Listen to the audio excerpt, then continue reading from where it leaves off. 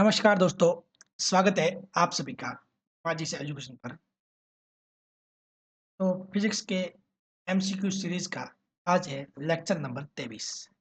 Lecture number 23 इसमें अपन 10 बहुत ही important सवाल सॉल्व करने वाले हैं जो किसी न किसी एग्जाम में पूछे गए, वो भी एक बार नहीं। सारे सवाल जो है कहीं न कहीं 2 से 3 बार पूछे गए सवाल है। सभी इम्पोर्टेंट है और अच्छे क्वेश्चंस हैं।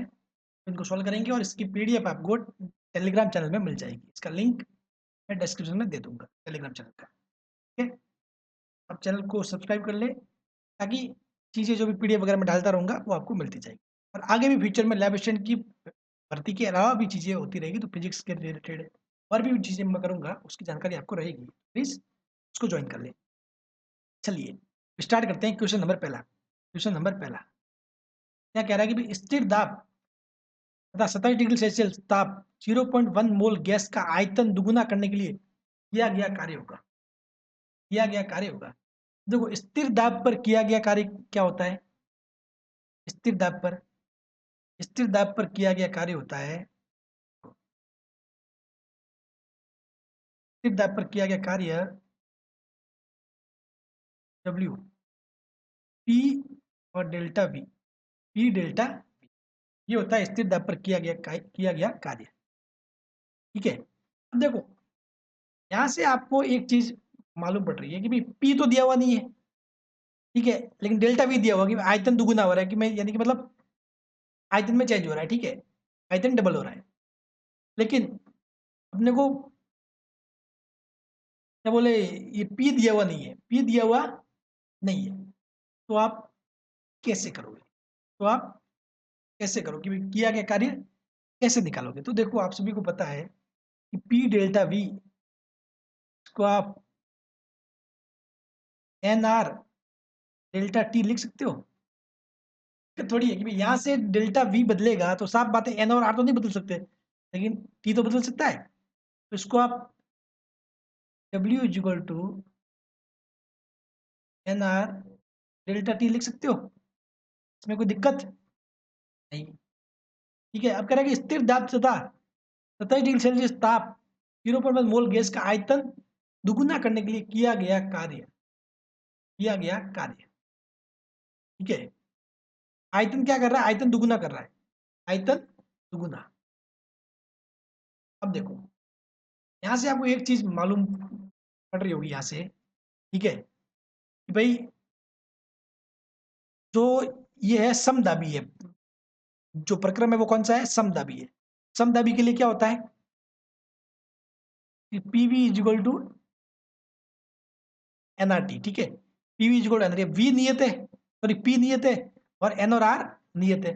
यानी कि यहाँ से क्या हो रहा है कि भई V upon T is equal to नियत constant, V upon T is equal to नियत। तो यहाँ से क्या हो जाएगा भाई? V1 upon T1, V1 upon T1, ठीक है? दूसरा आप क्या लिख सकते हो? तो बराबर क्या हो जाएगा? V2 अपॉन T2, ये रहेगा भाई। V अपॉन T नियत है तो V1 अपॉन T1, B बराबर किसके होगा? C के होगा। V2 अपॉन T2 भी बराबर किसके होगा? C के। तो आपस में दोनों बराबर हुए। तो आपको V1 कितना दिया हुआ है? मैंने माना V1 है, ठीक है? और T1 कितना दिया हुआ है? 27 डिग्री सेल्सियस यानी कि 300 केल्विन। आपको हमेशा केल्विन में बदलना है। और V2 कितना हो रहा है? दुगुना हो रहा है। आयतन दुगुना यानी कि 2V1। तो यहाँ से T2 कितना आ जाएगा? वो अपने मालूम पड़ रहा है। यहाँ से देखो V1 से V1 कैंसल और T2 कितना आ रहा है? गुणा करो, T2 आ रहा है 600, T2 आ रहा है 600। तो डेल्टा T कितना होगा? Delta T T2 minus T1, delta T आएगा 300 केल्विन। 300 केल्विन या फिर जो ये तो डिफरेंस है T2 माइनस T1, तो कितना आएगा? 300 केल्विन, ठीक है? अब देखो, अब यहाँ से W निकाल सकते हो। अब अपने पास सारी चीजें आ गई। N कितना दिया हुआ है? 0.1। R, अब देखो ऊष्मा किसमें पूछी है? कैलोरी में। ऊष्मा पूछी गई है कैलोरी में। तो R का मान क्या लोगे? 2। कितना लोगे? 2। अगर ऊष्मा जूल में होती तो कितना होता? 25/3 समथिंग, ठीक है? मतलब 8 पॉइंट समथिंग जो वैल्यू आती है वो। और डेल्टा T कितना दिया हुआ है? 300। ठीक है, यहां से देखोगे कितना आ जाएगा, 600 इंटू 0.1 हो जाएगा 60 समझ गए। पहले का क्या आ जाएगा सी, पहले का क्या आ जाएगा सी। अगर यही आपको जूल में आंसर दिया होता तो आप आर का मान क्या रखते, 25/3। अगर आंसर जूल में होता तो आर का मान क्या रखते, 25/3। समझ गए, क्वेश्चन शानदार था। चलिए नेक्स्ट दूसरा क्वेश्चन।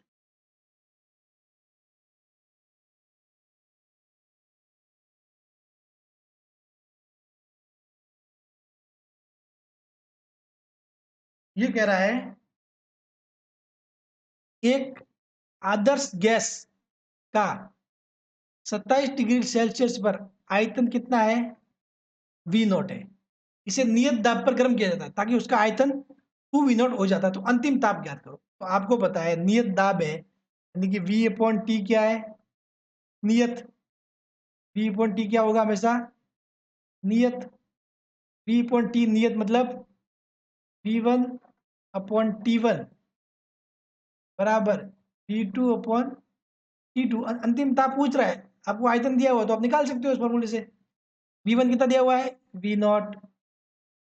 V2 2V0। T1 कितना दिया हुआ है, 300।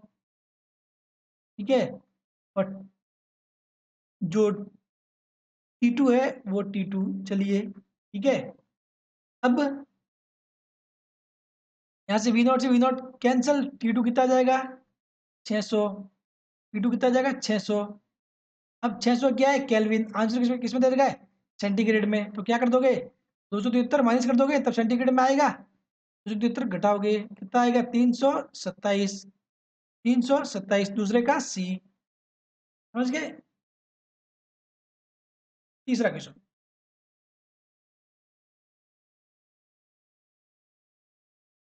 यदि स्थिर दाब पर एक गैस के 300 ml आयतन को 27 डिग्री सेल्सियस से 60 डिग्री सेल्सियस तक ठंडा किया जाए तब इसका अंतिम आयतन होगा। सेम वो का वो फॉर्मूला फिर से लगाना है, V1/T1 इक्वल टू V2/T2। अब की बार इसने क्या पूछा है, अंतिम आयतन पूछा। तो अंतिम आयतन क्या होगा, V2।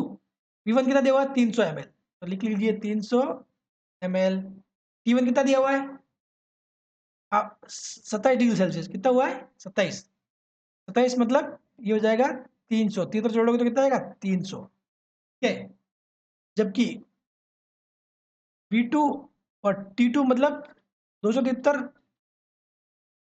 और 7, ये आ जाएगा 280। यहाँ से 300 300 कैंसिल, V2 बराबर आ जाएगा 280।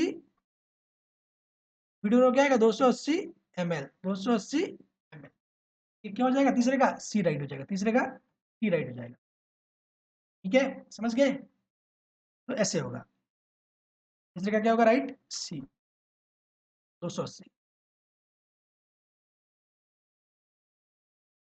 चौथा क्वेश्चन।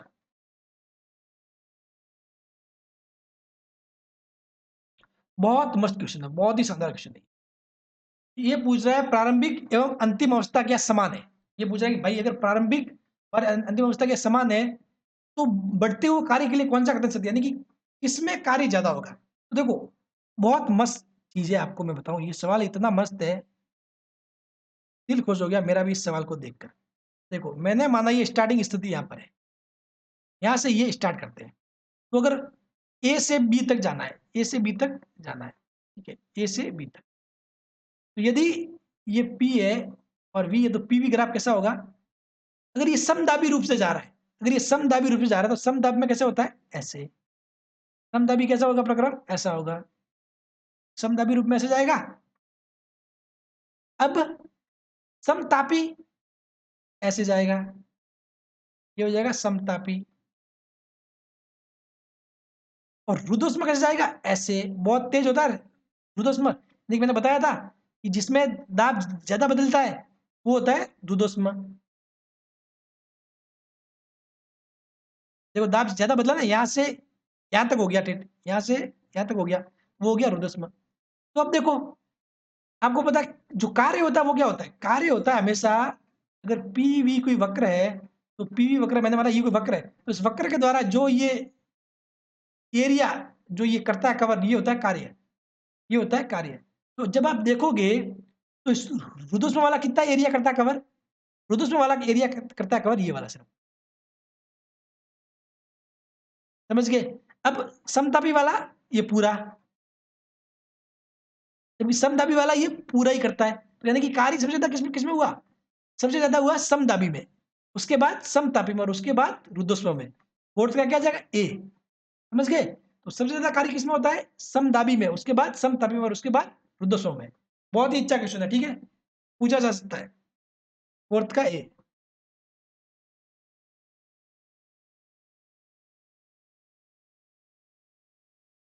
पांचवा, पांचवा क्वेश्चन क्या कह रहा है, 300 केल्विन तथा 600 केल्विन के बीच कार्यरत कार्नो इंजन का निर्गत कार्य कितना है, 800 जूल प्रति चक्र है। निर्गत कार्य कितना है, 800 जूल प्रति चक्र।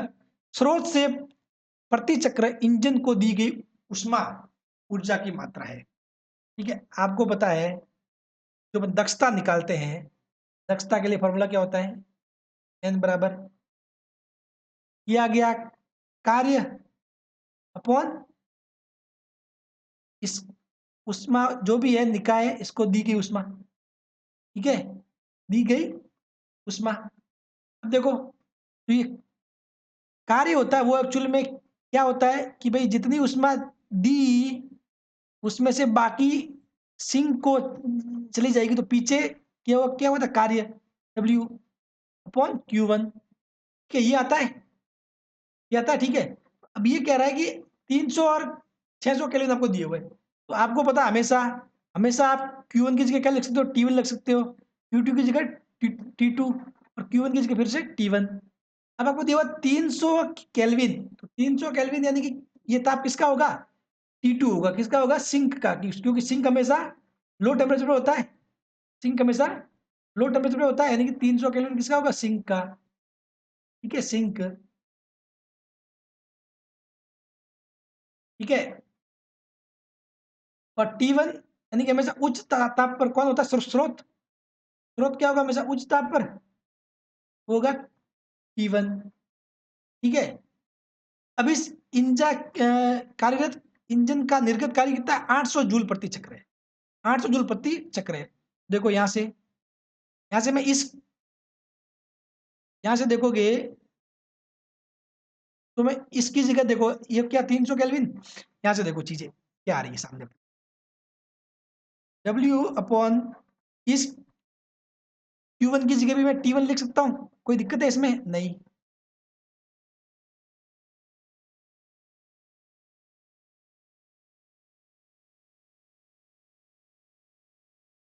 चलो T1 नहीं लिखना, वैसे भी इसने तो यही पूछा है, Q1 ही पूछा है ना, दी गई उसमें पूछा है, तो लिखने का काम ही नहीं है, ठीक है। हाँ, कोई आपको ऐसे नहीं लिख सकते, ठीक है, ये लिखने का काम नहीं है आपको। सॉरी एक मिनट, जस्ट आपको पूछा ही क्या है इसने, Q1, हाँ, क्या पूछा है, स्रोत से प्रति चक्र इंजन को दी गई उष्मा, आपको Q1 निकालना है, तो क्या हो जाएगा, T1 minus T2 upon T1, ठीक है। देखो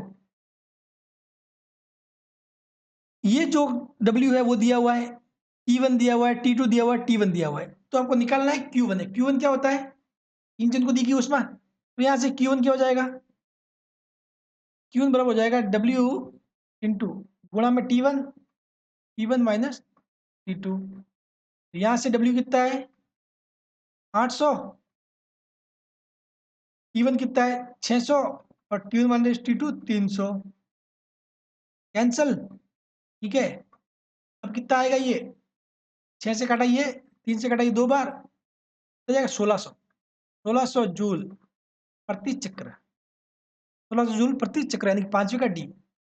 अब देखो ये जो भी होता है, जो अपन गणना कार्नो इंजन के लिए करते हैं वो एक चक्कर के लिए करते हैं, समझ गए। ये जो गणना जो अपन कार्नो इंजन के लिए करते हैं, जब पढ़ा था तो मैंने बताया था कि भाई सारा जो एक चक्र का हिसाब किताब है, कि एक चक्र में कितनी उष्मा देते हैं, क्या होता है, ठीक है। तो ये फॉर्मूला वैसे हमेशा याद रखना, ये वाला पूरा, ये वाला पूरा मैंने, हाँ, ये एक लाइन मैंने लिखवा के आपको बताया था पूरी क्लास में, भाई क्लास में ये लाइन, हाँ, ये फॉर्मूला याद रखना बस, इससे सारी चीजें हो जाती है, ठीक है। कुछ भी पूछो, या W अपन Q1 दी गई उसमें, Q1 माइनस Q2 अपन Q1, ठीक है।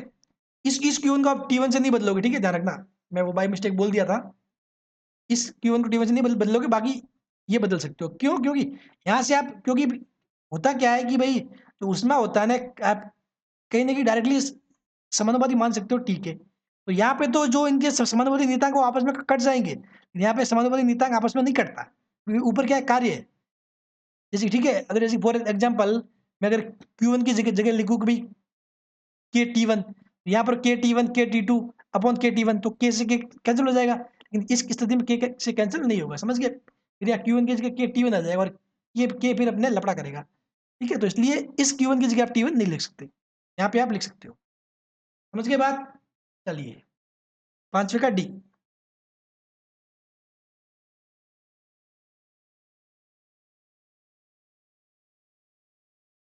सिक्स क्वेश्चन, ये भी बहुत मस्त क्वेश्चन है। ये कह रहा है, यदि एक रेफ्रिजरेटर का दरवाजा खोल कर रखा जाए तो निम्न में से क्या सत्य है?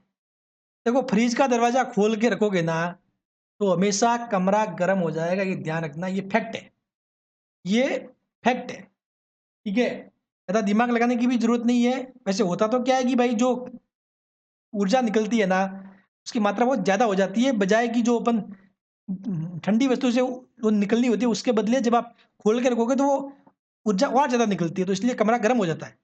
लेकिन इसको आप बिना कुछ सोचे समझे भी हमेशा माइंड में ध्यान रखना, ये क्वेश्चन डायरेक्ट भी पूछा जा सकता है कि भाई कमरा गर्म हो जाएगा यदि एक रेफ्रिजरेटर का दरवाजा खोल कर रखा जाए, क्या सत्य है? कमरा गर्म हो जाएगा। बहुत बार किसी ने आइडिया भी दिया होगा कि भाई घर में अगर एसी नहीं है तो क्या करो, उस रूम खोल के फिर उस रूम में कुछ फ्रिज को खोल के फिर सो जाओ। ऐसे ऐसे कोई जोक भी मारता होगा कि मैं तो फ्रिज खोल के सोता हूँ, इसलिए मुझे रूम में बहुत ठंडक महसूस होती है। ये बिल्कुल गलत है, ठीक है, ऐसा कभी नहीं होता है, ऐसा कभी नहीं होता है, ठीक है। हमेशा इससे क्या हो जाएगा, कमरा गर्म हो जाता है, उल्टा कमरा गर्म हो जाता है। सिक्स का क्या, बी का बी। सेवंथ,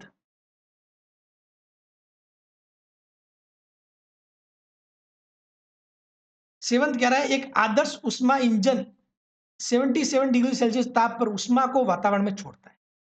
एक आदर्श उष्मा इंजन 77 डिग्री सेल्सियस पर ताप पर उष्मा को क्या करता है, वातावरण में छोड़ता है। इसकी दक्षता कितनी, 30%। इसे किस ताप पर उष्मा लेनी चाहिए? इसे किस ताप पर उष्मा लेनी चाहिए? देखो, इसने क्या कहा है, सवाल को ध्यान से पढ़ो। एक आदर्श उष्मा इंजन 77 डिग्री सेल्सियस ताप पर उष्मा को वातावरण में छोड़ता है। वातावरण में छोड़ता है मतलब 77 डिग्री सेल्सियस पर सिंक को देता है। इसे कहने का मतलब ये है कि भाई जो T2 है ना, सिंक का तापमान वो कितना है, 77 डिग्री सेल्सियस। क्योंकि उष्मा छोड़ता कब है, सिंक को छोड़ता है। और 77 को जब आप किस में बदलोगे, केल्विन में बदलोगे, तो 77 प्लस 273, 77 प्लस 273 कितना आएगा, ये आ जाएगा 7 और ये 280 और 350, क्या हो जाएगा, ये 350 केल्विन, ठीक है। ये हो जाएगा 350 केल्विन। अब देखो, अब आपको T1 निकालना कि इसे किस ताप पर उष्मा लेनी चाहिए। तो उष्मा लेता किससे, स्रोत से लेता है। तो स्रोत से लेता मतलब ये इसे किस ताप पर, यानी कि T1 पूछ रहा है ये। उष्मा किससे लेता है, स्रोत से लेता है। तो किस ताप पर लेनी चाहिए, यानी कि T1, तो वो ये पूछ रहा है कहने का मतलब, ठीक है। तो आपको पता है सभी को n बराबर क्या होता है, W/Q1, ठीक है। और चूंकि कार्य क्या होगा, जो उष्मा ली जाती है उसमें से उष्मा दे दो, जो पीछे उष्मा बचेगी उसका क्या होगा, कार्य होगा, अपॉन Q1। यहाँ से मैंने बताया, क्या लिखोगे, T1 minus T2 upon T1। तो यहाँ से देखो दक्षता कितनी दी हुई है, 30%। तो यानी कि n को क्या लिखोगे, 30/100, 30/100, ठीक है। क्योंकि n प्रतिशत दिया हुआ है, 30%, n कितना होगा, 30/100। अब T1 कितना दिया हुआ है, T1 आपको निकालना है। T2 कितना दिया हुआ है, कितना दिया हुआ है, 350,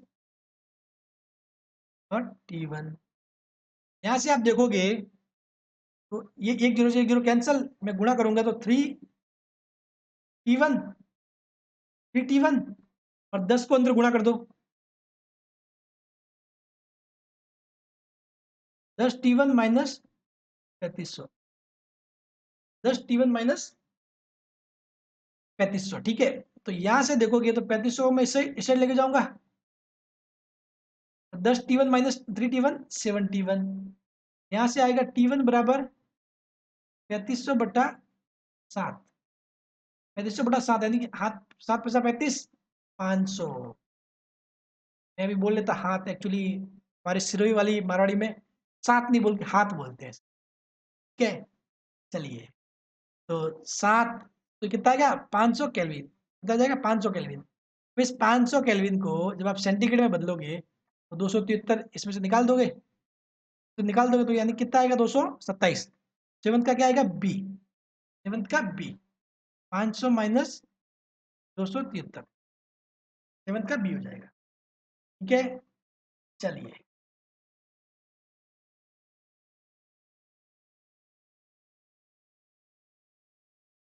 आठवां क्वेश्चन, एक कार्नो इंजन में पहले एक परमाणु गैस एवं बाद में द्वि परमाणु गैस को प्रयुक्त किया जाता है। ये कह रहा है कि कार्नो इंजन में पहले एक परमाणु गैस और बाद में क्या किया जाता है, द्विपरमाणु गैस को प्रयुक्त किया जाता है।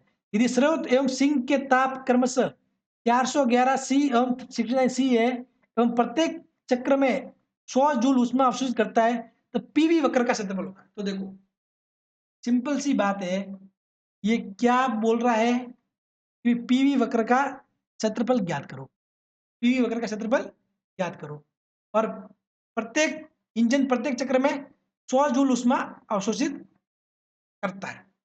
तो देखो पहले बात करते हैं, माना कि भाई एक क्या है, एक परमाणु गैस है और एक द्विपरमाणु गैस है। तो मैंने आपको साफ साफ एक बात बताई थी कि जो इंजन की दक्षता होती है, कार्नो इंजन की दक्षता, इसके अंदर क्या मटेरियल है, ठीक है, इस जो कार्यकारी पदार्थ क्या है, उससे कुछ ही फर्क नहीं पड़ता। सिर्फ और सिर्फ दक्षता किस पर डिपेंड करती है, T1 स्रोत के ताप और T2 सिंक के ताप पर डिपेंड करती है, समझ गए। तो W/Q1 N बराबर ये क्या जाएगा, T1 माइनस T2/T1, समझ गए। अब देखो यहां से W बराबर क्या आता है, W बराबर आता है Q1 माइनस T2/T1। अब देखो दोनों ही केस में दी गई ऊष्मा सेम है, ठीक है, ताप समान है, ठीक है, तो कार्य भी क्या होगा, समान ही होगा। कार्य भी क्या होगा, समान ही होगा, कार्य कुछ ही नहीं बदलेगा, कार्य भी क्या होगा, समान ही होगा। तो वो कार्य आपको निकालना है, वो कार्य आपको निकालना है, ठीक है। वो कार्य क्या होगा, Q1 कितनी दी जाती है 100 जूल, और T1 माइनस T2 मतलब डिफरेंस कितना है, जैसे T1 क्या होगा 411 प्लस 273, तो लिख दो 411 प्लस 273 में सेंटीग्रेड में बदलना है ना, सॉरी केल्विन में बदलना है, माइनस T2 69 प्लस 273, 69 प्लस 273 आएगा ये, ठीक है, अपॉन कितना हो जाएगा 411 प्लस 273, 411 प्लस 273, देखो कितना आएगा, गुणा करोगे तो ये हो जाएगा 1000 इंटू 273 कैंसिल, और 411 में से 69 घटाना है, तो यहाँ पे आपको 411 में 273 जोड़ना है, ठीक है। तो देखो कितना जाएगा, 411 में से जब आप 70 निकालोगे, 411 में से जब आप 70 निकालोगे, ठीक है, जब आप देखो 61 निकालते हो, ठीक है, तो क्या आता है 61 निकालने पर आएगा 350, उसमें से 8 और निकाल दो 342, सॉरी कितना आएगा 342,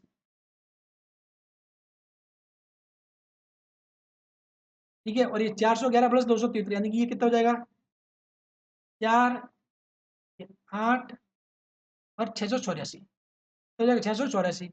यहाँ से देखो कितना हो जाएगा 1/2, 2 से ये एक 1000 को काटोगे तो कितना आएगा 500, कितना जाएगा उत्तर, आठवें का सी 500 जूल, ठीक है।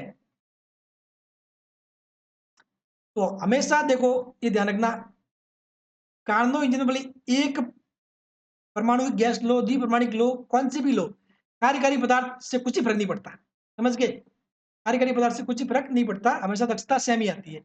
और यदि उष्मा दी गई उष्मा समान है तो किया गया कार्य भी क्या होगा, समान ही होगा, समझ गए। क्योंकि दक्षता बराबर क्या होता है, एन बराबर W upon Q one, N बराबर W upon Q one. N तो हमेशा समान होगा कोई भी कार्यकारी पदार्थ हो। अब उष्मा भी समान हो दी गई, उष्मा ये भी समान हो, तो कार्य क्या होगा, समान होगा। समझ गए?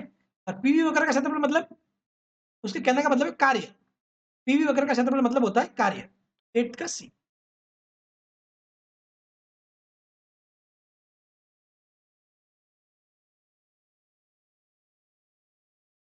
नाइन्थ क्वेश्चन, नाइन्थ कह रहा है एक कार्नो इंजन परम ताप टी पर स्रोत से क्यू उष्मा अवशोषित करता है एवं परम ताप T3 पर सिंक को उष्मा देता है। सिंक को दी गई उष्मा है, तो देखो बहुत आपको पता है, सिंपल सी बात है ये। W अपॉन Q1 बराबर क्या होता है, तो लिखोगे Q1 minus Q2 upon Q1, और फिर इसको ताप की फॉर्म लिख दो T1 minus T2 upon T1। अब ये पूछ रहा है कि भाई आप ताप दिया हुआ है, क्यों निकालना है एक्चुअली में। ये कह रहा है कार्नोजन परम ताप T पर स्रोत से क्यू उसमें अवशोषित करता है, यानी कि परम ताप T पर, तो T1 कितना दिया हुआ है T, और स्रोत से ली गई उसमें Q1 कितना है Q, ठीक है। एवं परम ताप T3 पर सिंक को उसमें छोड़ता है, यानी कि T2 बराबर कितना दिया हुआ T3, और ये आपको पूछ रहा है सिंक को दी गई उसमें, यानी कि Q2 निकालना है, Q2 निकालना है। निकाल सकते हो, कोई दिक्कत नहीं। तो Q1 कितना लिखोगे, इसमें लिख दो Q माइनस Q2 तो निकालना ही है, ठीक है। Q1 फिर से Q1 कितना दिया हुआ है T, T2 T/3, T1 T, ठीक है। यहाँ से देखोगे तो T से T हो रहा है कैंसिल, यहाँ देखो Q minus Q2 one Q बराबर ये हो जाएगा 1 माइनस 1/3, कितना हो जाएगा 2/3, 2/3, ठीक है। यहाँ से देखोगे तो मैं क्या लिखता हूँ इसको, 1 माइनस Q/2, Q बराबर 2/3। यहाँ पर Q/2 Q बराबर कितना आ जाएगा, 1 माइनस 2/3, यानी कि Q2/Q बराबर कितना आ जाएगा, 3 माइनस 2, यानी कि 1/3, यानी कि Q2 बराबर कितना जाएगा, Q2 बराबर Q/3, Q2 बराबर Q/3। तो 9 का क्या हो जाएगा B, 9 का क्या हो जाएगा B। समझ गए? बस ये फॉर्मूला याद रखना हमेशा कार्नो इंजन के लिए, ये लंबा वाला जो फॉर्मूला है वो हमेशा याद रखना।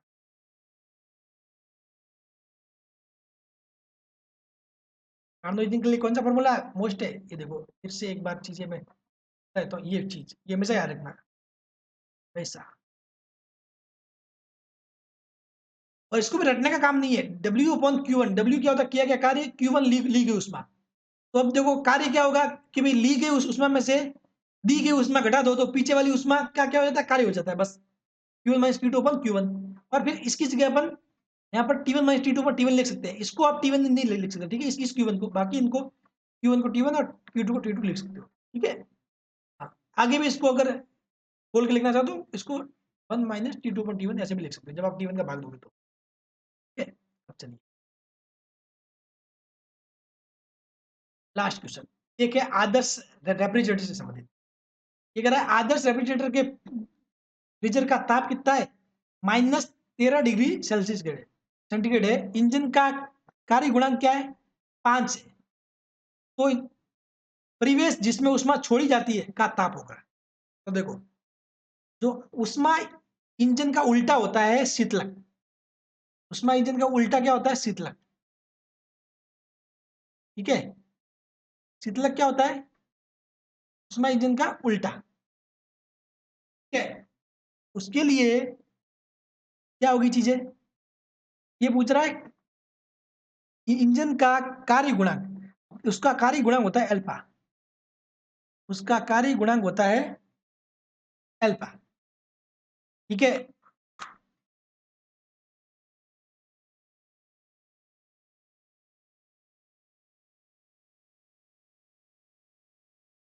तो देखिए ये, हाँ, शीतलक में क्या होता है अल्फा, एक्चुअली शीतलक क्या होता है, उसका उल्टा होता है। शीतलक होता है जो उष्मा इंजन का उल्टा होता है, ठीक है। तो इसका जो फॉर्मूला होता है अल्फा निकालने का, ठीक है, उसमें क्या होता है अपने उष्मा इंजन में कि भाई किया गया कार्य अपॉन होता है दी गई उष्मा, किया गया कार्य अपॉन दी गई उष्मा, जबकि यहां पर होता है ली गई उष्मा ठंडी वस्तु से, क्योंकि यहां उष्मा किससे लेते हैं, ठंडी वस्तु से। तो ठंडी वस्तु से ली गई उष्मा, ठंडी वस्तु से ली गई उष्मा बट्टा किया गया कार्य, बट्टा किया गया कार्य, ये आता है, इसको बोलते हैं निष्पदन गुणांक या शीतलन गुणांक, जो भी है, ठीक है। तो यहाँ पे क्या होगा, एल्फा बराबर ठंडी वस्तु से ली गई उष्मा क्या होती है, ठंडी वस्तु से ली गई उष्मा होती है Q2, क्या होती है, Q2, ठीक है।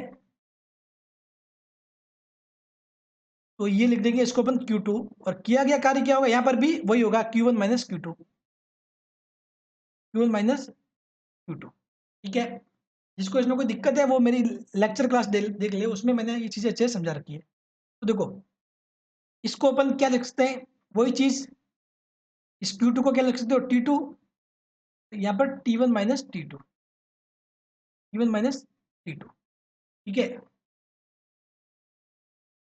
जहां पर ये क्या होता है, ये T1 क्या होता है, T1 किसका होता है, ताप, जो अपने वातावरण होता है, परिवेश इसमें उष्मा छोड़ी जाती है उसका होता है, तो उसका ताप आपको निकालना है। T2 आपको दिया हुआ है, T2 कितना दिया हुआ है, T2 दिया हुआ है -13 डिग्री सेल्सियस। तो -13 डिग्री सेल्सियस यानी कि -13 प्लस 273, नहीं 260, 200, ठीक है। और एल्फा कितना दिया हुआ है, 5, कितना दिया हुआ, 5। तो T2 कितना दिया हुआ है, T2 दिया हुआ है आपको 260, 260 लिख लोगे, तो 60 और T1 माइनस 260, ठीक है। तो अब देखो, यहाँ से आप सॉल्व करोगे तो इसको कैसे कर सकते हो, गुणा कर सकते हो, गुण या तो फिर वज्र गुणा कर दो, फिर उल्टा करके भी कर सकते हो, ये अपन वज्र गुणा करके ही करते हैं, ठीक है। तो कितना हो जाएगा, T1 5T1, और ये -260 to 5 बराबर कितना हो जाएगा, 260 बराबर, ठीक है। यहाँ से कितना हो जाएगा, 5T1 बराबर कितना हो जाएगा, ये 260 प्लस 260 इंटू 5, यानी कि ये क्या हो जाएगा, 6 इंटू 260, 6 इंटू 2, ठीक है। ये भाई इस साइड लेके जाओगे, ये प्लस 260 प्लस इंटू 5 ना, 260 बाहर लोगे तो 5 प्लस 1 कितना, 6 हो जाएगा, ठीक है।